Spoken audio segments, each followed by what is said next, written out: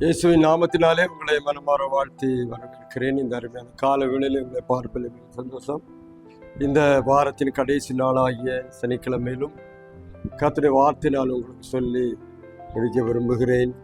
புலம்பலின் புஸ்தகம் 3ஆம் அதிகாரத்தில் 26ஆம் வசனத்தை நான் உங்களுக்காக வாசித்து அதனுடைய அர்த்தத்தை சொல்ல விரும்புகிறேன். சோதரன், கர்த்தருடைய ரட்சிப்புக்கு நாம் நம்பிக்கையோடு காத்திருப்பது நல்லது, கர்த்தருடைய ரட்சிப்புக்கு நம்பிக்கையோடு காத்திருக்கிறது நல்லது என்று சொல்லி எரேமியா தன்னுடைய புலம்பல்ல எழுதுகிறார். புலம்புகிற ஒரு இந்த புக்கில் 5 அதிகாரங்கள் இருந்தாலும் ஒரு புலம்பல் இருக்கிறது. எதுன்னா, இந்த இஸ்ரவேல் நாடு பிடிக்கப்படுகிறது.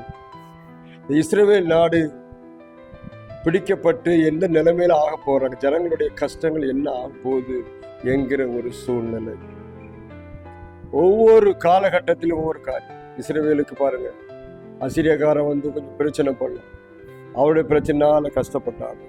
மறுபடியும் இப்பொழுது ஒரு பிரச்சனை வரப்போகுது. என்ன பிரச்சனை அப்படின்னா, ஒரு தெற்கு திசைக்காரனாகி பாபிலோன் ராஜா வருவான், வந்து அவர்களை சிறைப்பிடிச்சிட்டு போவான்.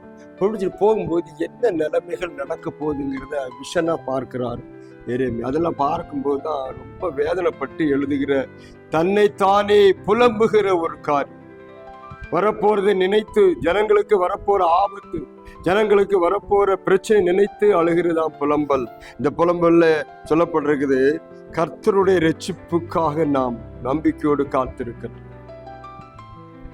இப்போ இந்த நடக்கிற காரியங்கள் பாருங்க, வாழ்க்கை நடக்கிற காரியங்களை நம்ம வாசிக்கும் போது அது நல்லதோ கெட்டதோ கர்த்தருடைய சித்தப்படி நடக்கும். ஏன்னா அவருடைய சித்தம் இல்லாம ஒண்ணு நடப்பதில்லை. ஒருவனை உயர்த்துவதும் ஒருவரை தாழ்த்துவதும் கர்த்தருடைய கரத்துல இருக்கு. அப்படி எப்படி உயர்த்தினாங்க தாழ்த்தினாங்கன்னு இல்லை, ஆனா உயர்வதும் அவருடைய கரத்துல இருக்குது. அப்போ ஒரு மனுஷனை அனுப்புறாரு, நான் வந்து ஒரு ராஜாவை அனுப்பான், வந்து உங்களை எல்லாரையும் சிறைப்பிடிச்சிட்டு போவான். கொஞ்சம் முக்கியமான விஐபிஸ் நல்ல ஞான உலகம் சிறைப்பிடிச்சிட்டு போவான். அவர்கள் தலையில கையில வச்சுட்டு போவார்கள். சோதரம், தலைமையில கையை வச்சுட்டு அப்படியே நடத்தப்படுவார்கள். இதெல்லாம் பார்க்கும்போது அவன் புலம்பி அழுகிறான். ஆனா மேல வசந்த வாசிக்கும், தமக்கு காத்துக்கிறவர்களுக்கு தம்மை தேடு ஆத்மாவை கர்த்தர் நல்லவர். எந்த சூழ்நிலையில் இருந்தாலும் பாருங்க, சூழ்நிலை சுத்திலும் பிரச்சனை இருந்தாலும் தம்முடைய அவருக்கு பயந்து அவருடைய கிருபைக்கு காத்திருக்களை கர்த்தர் பாதுகாத்து கொண்டேதான் இருப்பார். எந்த சூழ்நிலைனாலும், எவ்வளவு பெரிய ஆபத்துல மாட்டினாலும் அவர்களை பாதுகாக்கிற தேவனாக இருக்கிறார் என்பதை நாம் பார்க்கிறோம். அதைப்ப சொல்லுவோம். அதனால அவர் சொல்றாரு, கர்த்தருடைய ரட்சிப்புக்கு காத்திருப்பது நல்லதாய் காணப்படும். பிரச்சனை வந்தது, நம்ம தவறு பண்ணினோம், மாட்டிக்கிட்டோம், சோதனை. இப்போ ஒரு பிரச்சனை வரப்போகுது. அந்த பிரச்சனையை அதுலயும் நம்ம ரட்சிக்க வல்லவராக இருக்கிறார். பாருங்க, நம்ம ஏதோ ஒரு காதுல சொல்லுவாங்க, அது பழமொழிகள் நிறைய சொல்லிக்கிட்டு இருப்பாங்க. இதுலயோ ஒன்றுல எஸ்கேப் ஆயிட்டு இதுலயே ஒன்றுல மாட்டிக்கிட்டது போல. எறும்பு வடிகட்டி ஒட்டகத்தை உலகளுக்கு போல சில காரியங்கள் சொல்லுவாங்க. சின்ன சின்ன காரியங்கள்லாம் வடிகட்டி முடிச்சிருவாங்க, பெருசா வடிகட்டு. அப்போ எந்த பிரச்சனை வந்தாலும், குடும்பத்திலையும் சரியா, நம்முடைய நாட்டிலையும் சரி, வீட்டிலையும் சரி, வேலையில எல்லா இடத்துல பிரச்சனைகள் வரும். ஆனால் கர்த்தருடைய ரட்சிப்புக்கு நான் நம்பிக்கையோட காத்திருக்க வேண்டும். அவர் நம்மை ரட்சிக்கிறது. அக்னிக்குள்ள போட்டாலும் காப்பாற்றும், தண்ணீருக்குள்ள போட்டாலும் காப்பாற்றும், செங்கடல் முன்ன இருந்தாலும் காப்பாற்றும். எந்த சூழ்நிலையில அவரால் முடியும், ரட்சிப்பு அவரால் முடியும். ஏன்னா ரட்சிக்கிறவர் அவர், அவரை நம்பணும். இவ்வளவு தலைக்கு மேல தண்ணி போயிடுச்சு, இனி அவ்வளவுதான் நினைக்காதீங்க. என்ன போனாலும் சரி, உங்களை அங்கிருந்து வெளியே தூக்கிறதுக்கு அவரால் முடியும். நீங்க அநேகர் நினைக்கிறாங்க, இப்படி இவ்வளவு தலைக்கு மேல ஆயிடுச்சு, பெரிய பிரச்சனை ஆயிடுச்சு, இந்த மாதிரி ஆயிடுச்சு, ஒண்ணுமே இல்லைனாங்க, இனி அவ்வளவுதான், என்ன ஜெபம் பண்ணி என்ன பிரயோஜனம், கர்த்தரை தேடி என்ன பிரயோஜனம், எல்லாம் போச்சு அப்படின்னு நினைக்கிற அந்த சூழ்நிலையில தான் கர்த்தர் கிரியை செய்வார். மனுஷனால எதுவுமே முடியாது. மனுஷன் சீரோ ஆகும்போது கர்த்தர் கிரியை செய்ய வேலை செய்ய ஆரம்பிப்பார். இப்போ நான் பார்த்துக்கிறேன், எனக்கு இருக்கு, ஐ நோ எவ்ரிதிங்னு சொல்லும் போது கர்த்தர் ஒன்றும் பண்ண மாட்டேன். எப்போ என்னால ஒண்ணும் முடியாது, என்னால நான் சீரோவா இருக்கேன்னு எப்போ நினைக்கிறீங்களோ அப்பதான் ஆண்டு வேலை செய்வார். இப்போ இவர்களை கடத்திட்டு போறதுக்கு ஒரு வரா, இவர்களை தலையில கையை வச்சுட்டு கூட்டிட்டு போறதா வர்றான். அப்பொழுது என்ன செய்யணும் தெரியாது. ஆனாலும் கர்த்தருடைய ரட்சிப்பு காத்திருக்க நல்லதுதான். பெரிய பிரச்சனை தான், நம்பிக்கை இல்லை, பயங்கரமா நம்முடைய தவறுனால் நம்ம மாட்டி இருக்கிறோம். ஆனாலும் நம்பிக்கையோடு காத்திருக்கணும். வசனம் சொல்லுது, காத்திருக்கிறவர்கள் தம்மை தேட ஆத்மாவை கர்த்தர் நல்லவர். எந்த சூழ்நிலையில சுத்தி இருந்தாலும், சுத்தி உன் பக்கத்தில் 1000 பேரும் வலதுபத்தில் 10,000 பேர் இருந்தாலும் அது உன்னை அணுகாது என்று 99 சங்கீதத்தில் வாசிக்கிறோம்.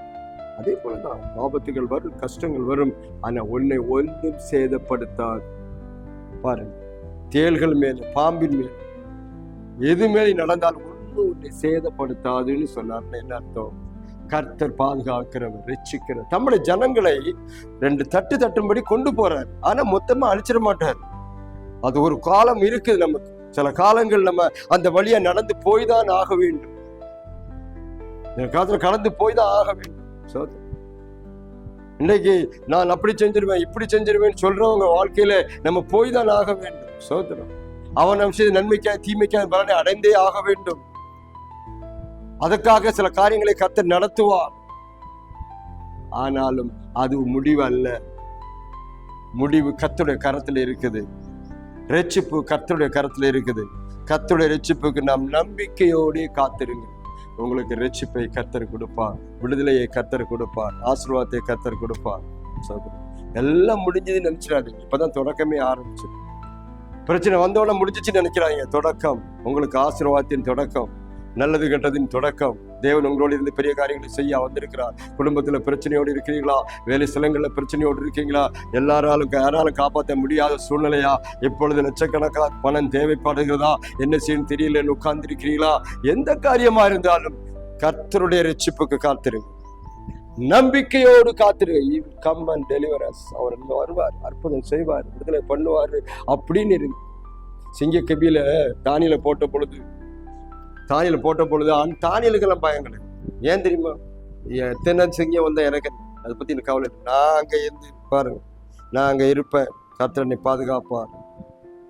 அவர் சொல்றான், சிங்கங்களின் வாயை கர்த்தர் கட்டி போட்டார். ஏன்னா நான் கர்த்தருக்கு முன்பாக சுத்தமா இருக்கேன், நான் அவருக்கு முன்பாக விசுவாசமா இருக்கிறேன், நான் எந்த நியாயக்கேடும் செய்யறதில்லை அப்படிங்கிற ஒரு நல்ல சாட்சி வரும்போது கர்த்தர் பாதுகாக்கிறது. உங்களை பாதுகாப்பார். கபில போட்டான, நெருப்புல போட்டு காப்பாற்றதுக்கு முடியாது. நெருப்புல போற ஆளை போட்டாச்சுன்னா அவங்களை அந்த போட்டவரே காப்பாற்ற முடியாது. ஆனால் காப்பாற்றுகிற ஒருவர் உள்ளே இருக்கிறார். அதான் அங்க படிக்கிறோம். அவ்வளவு பெரிய ஒரு விடுதலை கொடுத்தார். இன்றைக்கும் ஒரு விடுதலை கொடுக்க வந்திருக்கிறார். ஒப்பு கொடுப்பீங்களா? கர்த்தருடைய ரட்சிப்பு காத்திருங்க. He will come and deliver you. அவர் வந்து உங்களை விடுதலை பண்ணுவார். அது வரையிலும் காத்திருங்க, ஆத்திரப்பட வேண்டும். கர்த்தர் உங்களையும் குடும்பத்தையும் காலை வேளையிலே ஒரு புதிய ஆசீர்வாதத்தை கொடுத்து ஆசீர்வதிப்பாராக. ஆமென்.